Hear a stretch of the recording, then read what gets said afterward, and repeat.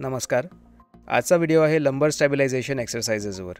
या एक्सरसाइजेसचे फायदे आपण बघणार आहोत. हे एक्सरसाइजेस कसे करायचे हे शिकणार आहोत.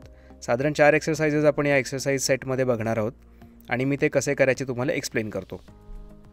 यांनी फायदे आपल्याला असे होतात की त्याच्यानी आपली मसलची ताकद वाढते, कंट्रोल वाढतो मसलचा आणि पाठीची जी दुखणी असतात, अनेक लोकांना लो बॅक पेन असतं.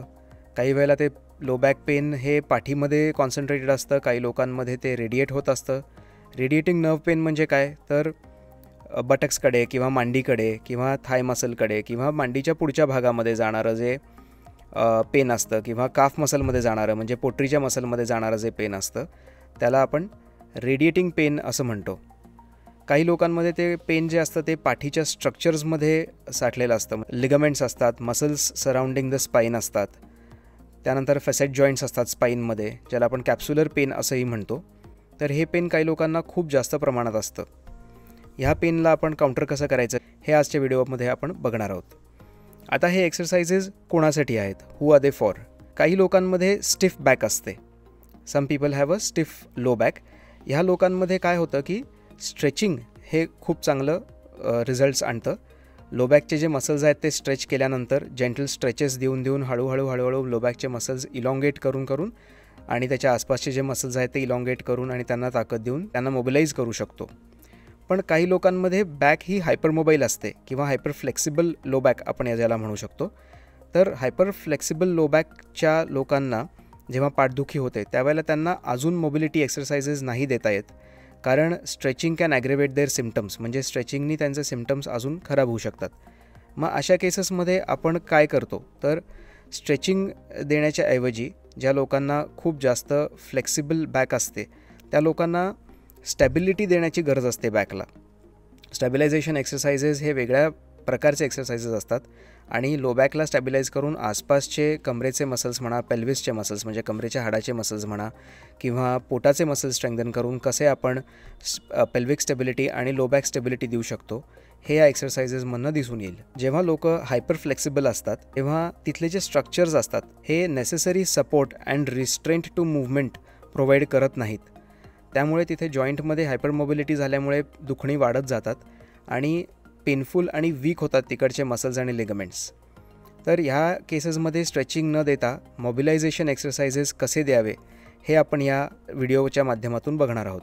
आणि हे एक्सरसाइजेस करून हळूहळू पेन जे आहे ते कमी व्हायला मदत होणार आहे. आत्ता असलेलं पेन तुमचं कमी होणार आहे.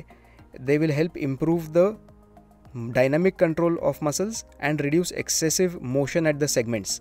म्हणजे जे डायनॅमिक कंट्रोल म्हणजे जो कॉन्शियस कंट्रोल असतो आपला मसल्सवरती तो या एक्सरसाइजेसनी इम्प्रूव्ह होतो. वर्टिब्रल जॉईंट्सच्या आसपासचा जो एरिया जो हायपरमोबाईल असतो तिथे ती जी एक्सेसिव्ह मूवमेंट आहे ती कंट्रोल करायला आपल्याला हे एक्सरसाइजेस मदत करतात. तर चला आता आपण पहिल्या एक्सरसाइजकडे जाऊयात. पहिल्या एक्सरसाइजसाठी आपण असा एक बँड वापरायचा आहे. रेझिस्टन्स लूप किंवा रेझिस्टन्स बँड म्हणतात ह्याला. आणि आपण तो आपल्या गुडघ्याच्या जस्ट वरती मांडीच्या भोवती बांधून घ्यायचा आहे. त्यानंतर 2 बोटं आपल्या पेल्विसवरती प्लेस करून म्हणजे कमरेच्या हाडावर प्रेस करून आपल्याला कंबर खाली दाबून घ्यायची आहे. मी आत्ता जसा पेल्विक रोल केला याला पोस्टिरियर पेल्विक टिल्ट म्हणतात. तो टिल्ट झाल्यानंतर टिल्ट तसाच होल्ड करायचा आणि त्यानंतर कंबर वरती उचलून घ्यायची. बटक्सचे म्हणजे हिप मसल्स स्क्वीज करायचे, कॉन्ट्रॅक्ट करायचे, टाईट करायचे आणि पोझिशन होल्ड करायची. हळू कंबर खाली सोडून द्यायची. प्रत्येक वेळेला जेव्हा तुम्ही हा एक्सरसाइज कराल, कंबर वर उचलाल, त्याच्या आधी तुमची कंबर खाली रोल डाऊन केलेली पाहिजे. म्हणूनच आपली 2 बोटं कमरेच्या हाडावरती पुढच्या भागात प्लेस करायची दोन्ही साईडनी. म्हणजे मग आपण पोस्टिरियर टिल्ट केला आहे ना, आपली कंबर आपण खाली दाबून घेतली आहे ना उचलायच्या आधी, ही खात्री पटते. आता पुढचा एक्सरसाइज आपण तसाच सुरू करणार आहोत. कंबर खाली रोल डाऊन करून नंतर ती वर उचलून घेणार. बटक सपोर्टेड आहेत ना हे बघायचं, ताठ ठेवायची कंबर आणि मग एक पाय वर उचलून घ्यायचा. उजवा किंवा डावा तुम्ही कुठलाही आधी उचलू शकता. इतका पाय वर नाही आला किंवा दोन्हीही नाही आले तरीही चालतील. हळूहळू ताकद वाढेल तसे पाय वर यायला लागतील.